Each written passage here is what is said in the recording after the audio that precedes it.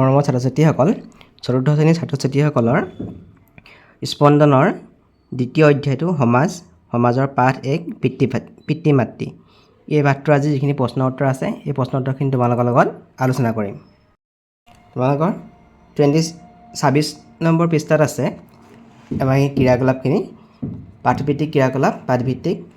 1 নম্বৰটো কৈছে তলত দিয়া প্ৰতিটো বাক্যৰ আঁচটনা শব্দকেইটাৰ অৰ্থ কাষৰ ঘণ্টাটোৰ ছবিত দিয়া আছে।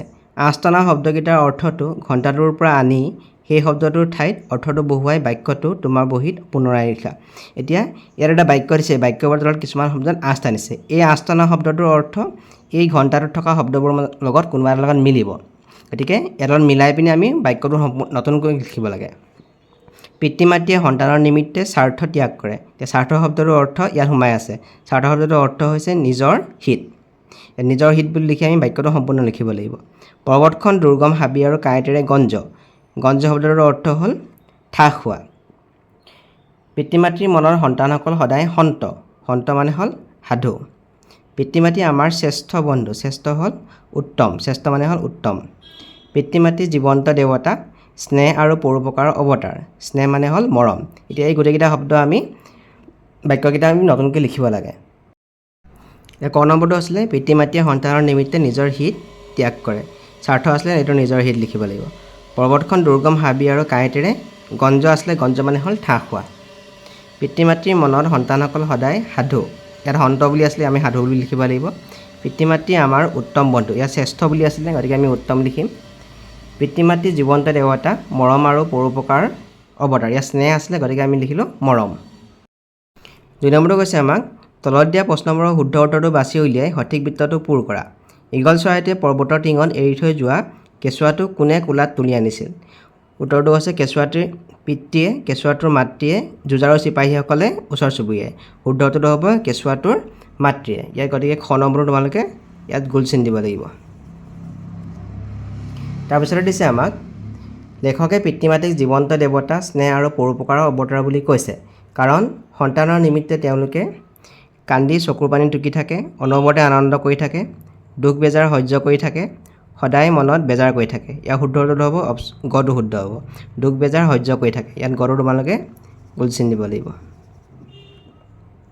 তাৰপিছতে কৈছে আমাক পাঠটোত উল্লেখ থকা ডেকা হাঁহিয়াল যুঁজাৰু চিপাহীসকলৰ কোনেও পৰ্বতটোত উঠিবলৈ কিয় সাহস কৰা নাছিল? ওচৰ চুবুৰীয়া মানুহে দেখি সোৱাদৰ লগৰ বাবে, ঈগল চৰাইটোৱে ল'ৰাটো থাপ মাৰি লৈ যোৱাৰ বাবে, ঈগলটোৱে ভয়তে ল'ৰাটো এৰি থৈ উৰি যোৱাৰ বাবে, পৰ্বতটো বৰ ওখ দুৰ্গম হাবি আৰু কাঁইটেৰে ঠাহ খাই থকাৰ বাবে। ইয়াত ঘটো শুদ্ধ হ'ব। পৰ্বতটো বৰ ওখ দুৰ্গম হাবি আৰু কাঁইটেৰে ঠাহ খাই থকাৰ বাবে, গতিকে ঘ নম্বৰটো ইয়াত গোল কৰিব লাগিব।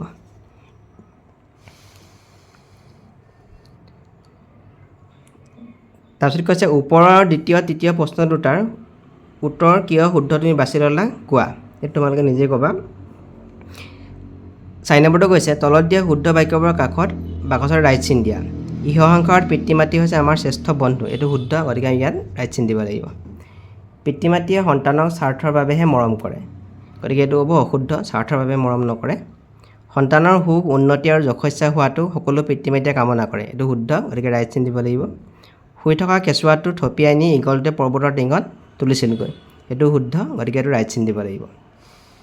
5 নম্বৰটো কৈছে দলৰ আলোচনা কৰি কোৱা আৰু লিখা। ক নম্বৰটো আমি বৰকৈ উভতি কৰিলেও তেওঁলোকে আমালৈ মৰম এৰিব নোৱাৰে। এই কথাখিনি পিতৃ মাতৃ কি কামৰ মাজেৰে আমি বুজি পাওঁ?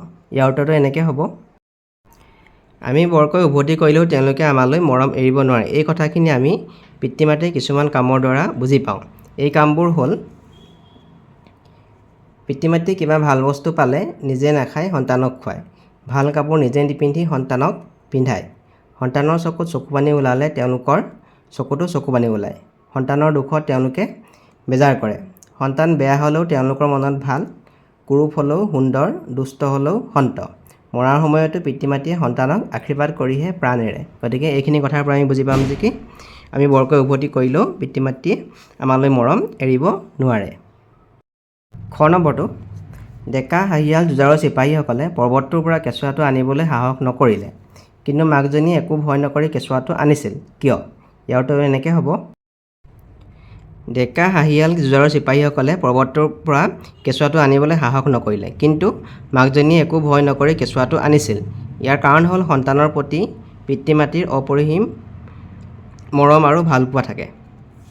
পিতৃ মাতৃয়ে সন্তানৰ নিমিত্তে স্বাৰ্থ ত্যাগ কৰে। সন্তান বিপদত পৰা দেখিলে নিজৰ জীৱন বিসৰ্জন দি হ'লেও সন্তানৰ জীৱন ৰক্ষা কৰিবলৈ চেষ্টা কৰে। গতিকে মাকজনীয়ে নিজৰ প্ৰতি হ'ব পৰা বিপদ বিঘিনিৰ কথা নাভাবি পৰ্বতটোৰ পৰা কেঁচুৱাটো আনিছিল। 6 নম্বৰটো কৈছে তলত দিয়া বাক্যাংশকেইটাৰে একোটাকৈ বাক্য সজা।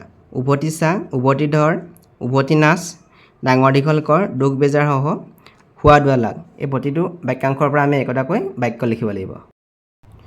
উভতি চা, দুখীয়া লোকৰ প্ৰতি সমাজৰ সকলো লোকে উভতি চাব লাগে বা সহায় কৰিব। উভতি চোৱা মানে ইয়াত সহায় কৰা। উভতি চোৱা শব্দটোৰ অৰ্থ দুটা আছে, এটা উলটি চোৱা আৰু এটা সহায় কৰা। উভতি ধৰ, গাঁৱলৈ এজন অচিনাকি মানুহ অহা দেখা পাই গাঁৱৰ মানুহবোৰে তেওঁক উভতি ধৰিছিল। উভতি ধৰা মানে ওলোটাই প্ৰশ্ন কৰা। উভতি নাচ মানে হ'ল অতপালি কৰা বা উৎপাত কৰা। মেলত কেইজনমান যুৱকে উভতি নচা দেখি ওচৰৰ মানুহবোৰে আৰক্ষীক খবৰ দিছিল বা কেইজনমান যুৱকে অতপালি কৰা দেখি। এতিয়া ইয়াত উভতি নচা মানে হ'ল অতপালি কৰা বুজাইছে। ডাঙৰ দীঘল কৰ, পিতৃ মাতৃয়ে সন্তানক ডাঙৰ দীঘল কৰে। দুখ বেজাৰ সহ, পঞ্চম শ্ৰেণীৰ বিদায় সভাৰ শেষত সকলো ছাত্ৰ ছাত্ৰীয়ে দুখ বেজাৰ সহ ঘৰাঘৰি হৈছিল। খোৱা দোৱা লাগ, এটা বনৰীয়া হাতী গাঁৱত সোমোৱাৰ খবৰ শুনি মানুহবোৰৰ মাজত খোৱা দোৱা লাগে। ঘৰ নম্বৰ দিছে তলত দিয়া দফাটো পঢ়ি তাত থকা বিশেষ্য পদকেইটাৰ তলত আঁচ টানা আৰু কি কাৰণে বিশেষ্য পদ লিখা। এতিয়া বিশেষ্য পদ মানে নাম বুজোৱা পদ, যিবোৰ নাম বুজাব বা এটা শ্ৰেণী বুজাব, সমষ্টি বুজাব, সেইবোৰ বিশেষ্য পদ বুলি ক'ম। গুৱাহাটী এখন ডাঙৰ চহৰ, এতিয়া গুৱাহাটীটোৱে এখন চহৰৰ নাম বুজাইছে, গতিকে গুৱাহাটীটো বিশেষ্য পদ। চহৰটো এটা নাম বুজাইছে, গতিকে এইটো এটা বিশেষ্য পদ। এই চহৰটো হ'ব, ৰটো নহ'ব, চহৰটো হ'ব নাম প্ৰাগজ্যোতিষপুৰ। এই নামটো বিশেষ্য পদ হ'ব এটা। প্ৰাগজ্যোতিষপুৰ হ'ল এইটো এটা চহৰৰ নাম গৈছে, গতিকে এইটো এটা বিশেষ্য পদ হ'ব। গুৱাহাটীৰ আমবাৰীত দীঘলী পুখুৰী আছে, এতিয়া গুৱাহাটীটো বিশেষ্য পদ।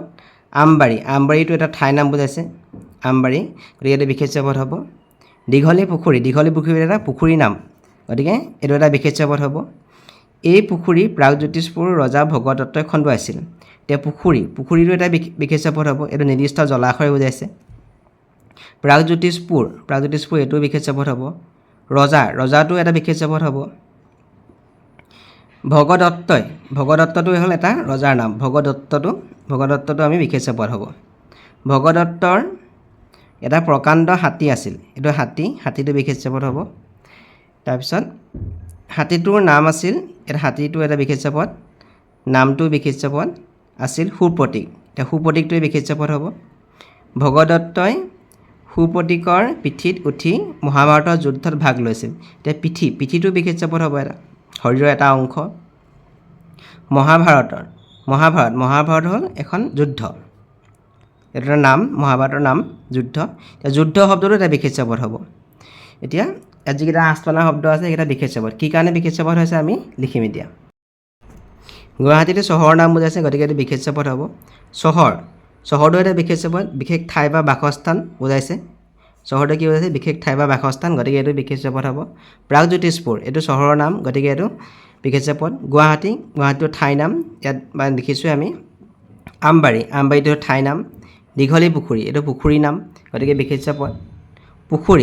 পুখুৰীটো এটা বিশেষ্য পদ, কাৰণ এটা নিৰ্দিষ্ট জলধাৰাৰ নাম। পুখুৰী, নৈ, সাগৰ এইবোৰ বিশেষ্য পদ। ভগদত্তটো হ'ল মানুহৰ নাম, গতিকে এইটো বিশেষ্য পদ। হাতী প্ৰাণীৰ নাম, গতিকে এইটো বিশেষ্য পদ। এতিয়া নামটো এটা বিশেষ্য পদ, কাৰোবাৰ পৰিচয় বুজায়। নামটো কি বুজায়? কাৰোবাৰ পৰিচয়, গতিকে এইটো এটা বিশেষ্য পদ। সুপ্ৰতীকটো হাতীটোৰ নাম আছিলে, এইটো বিশেষ্য পদ হ'ব। পিঠিটো শৰীৰৰ এটা অংশৰ নাম, গতিকে পিঠিটো এটা বিশেষ্য পদ। মহাভাৰত হ'ল এখন যুদ্ধৰ নাম, গতিকে মহাভাৰতো বিশেষ্য পদ। যুদ্ধ শব্দটোৱে বিশেষ্য পদ হ'ব, এটা সংঘৰ্ষ সংগ্ৰামৰ নাম, গতিকে এইটো বিশেষ্য পদ হ'ব। 8 নম্বৰ কৈছে তলত দিয়া ছবিকেইখন ভালদৰে চোৱা, ছবিকেইখন চাই তোমাৰ মনত কি ভাৱ হৈছে লিখা। এতিয়া প্ৰথম ছবিখনত আমি দেখিছোঁ মানুহ দুজন মানে কোৰ মাৰি আছে ৰ'দত।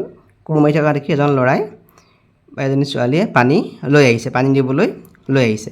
2 নম্বৰ ছবিখন আমি দেখিছোঁ এজন মটৰচাইকেল আৰোহীয়ে দুৰ্ঘটনা হ'ল। দুৰ্ঘটনা হ'লত কি হ'ল, ল'ৰা ছোৱালীবোৰে যিখিনি পাৰে তেওঁলোকক সহায় কৰি দিছে, বেণ্ডেজ মাৰি দিছে, পানী আনি দিছে। 3 নম্বৰ ছবিখনত আমি দেখিছোঁ এখন 3 নম্বৰ ছবি, পথাৰত ৰোৱনীসকলে ভূঁই ৰুই আছে। ল'ৰা ছোৱালীবোৰে হাতত জলপান লৈ গৈছে, তেওঁলোকলৈ জলপান লৈ গৈছে। তাৰপিছত ইয়াত দেখিছোঁ দুজন মানুহে জেউৰা দি আছে বা বেৰা দি আছে, ল'ৰাটোও লগতে গৈ তেওঁলোকৰ লগত সহায় কৰি দিছে। এতিয়া ছবিকেইখন চাই তোমাৰ মনত কি ভাৱ হৈছে লিখা। আমি এতিয়া ছবিখনৰ বিষয়ে আমি লিখিম। এতিয়া প্ৰথম ছবিখনত চাই আমি লিখিছোঁ ৰ'দত কোৰ মাৰি থকা মানুহ দুজনক ল'ৰাটোৱে পানী আনি দিছে। ময়ো এনেদৰে মোৰ ঘৰত কাম কৰা মানুহ থাকিলে মই পানী দিম বা পানী দিম। এতিয়া 2 নম্বৰটো, ল'ৰা ছোৱালীবোৰে দুৰ্ঘটনাত আঘাতপ্ৰাপ্ত হোৱা বাইক আৰোহীজনক সহায় কৰিছে। ময়ো এনেদৰে দুৰ্ঘটনাত দুখ পোৱা মানুহক সহায় কৰিবলৈ চেষ্টা কৰিম। 3 নম্বৰ ছবিখনত আছিলে পথাৰত কঠীয়া ৰুই থকা ৰোৱনীবোৰলৈ ল'ৰা ছোৱালীহালে পানী জলপান আনি দিছে। ময়ো পথাৰত কাম কৰি থকা মানুহলৈ চাহ জলপান লৈ যাম। 4 নম্বৰটো, জেউৰা দি থকা মানুহ দুজনক ল'ৰাটোৱে কাম কৰি অলপ সহায় কৰি দিছে। ময়ো সৰু সুৰা কামত ডাঙৰক সহায় কৰি দিব পাৰিম বা ডাঙৰক সহায় কৰি দিম। 9 নম্বৰত দিছে পঢ়া। এইটো এটা তোমালোকক পেৰেগ্ৰাফ দিছে, পেৰেগ্ৰাফটো তোমালোকে পঢ়ি ল'বা, মই পঢ়ি দিয়া নাই ইয়াত। মই উত্তৰকেইটা কৈ দিছোঁ। খ নম্বৰটো, ওপৰৰ পাঠটোৰ আধাৰত তলত দিয়া প্ৰশ্নবোৰ উত্তৰ দিয়া। পৰিয়ালৰ সদস্যসকলৰ আচাৰ ব্যৱহাৰ কেনেধৰণৰ হ'ব লাগে বুলি তুমি ভাবা? এতিয়া উত্তৰটো এনেকৈ লিখি দিছোঁ, পৰিয়ালৰ সদস্যসকলৰ আচাৰ ব্যৱহাৰ ভাল হ'ব লাগে। কোনো কাৰোৰ প্ৰতি অশালীন শব্দ, উচ্চ বাক্য প্ৰয়োগ কৰিব নালাগে। সকলোৱে মৰম চেনেহেৰে আদৰ যত্নেৰে ইজনে সিজনৰ লগত ব্যৱহাৰ কৰিব লাগে। তাৰপিছত দিছে সৌৰভৰ ঘৰৰ পৰিৱেশটো পৰিপাটি আৰু পৰিষ্কাৰ পৰিচ্ছন্ন। কথা বতৰা আৰু আচাৰ ব্যৱহাৰত এজনে আনজনৰ প্ৰতি কৰা মৰম চেনেহ আদৰ যত্ন প্ৰকাশ পাইছে।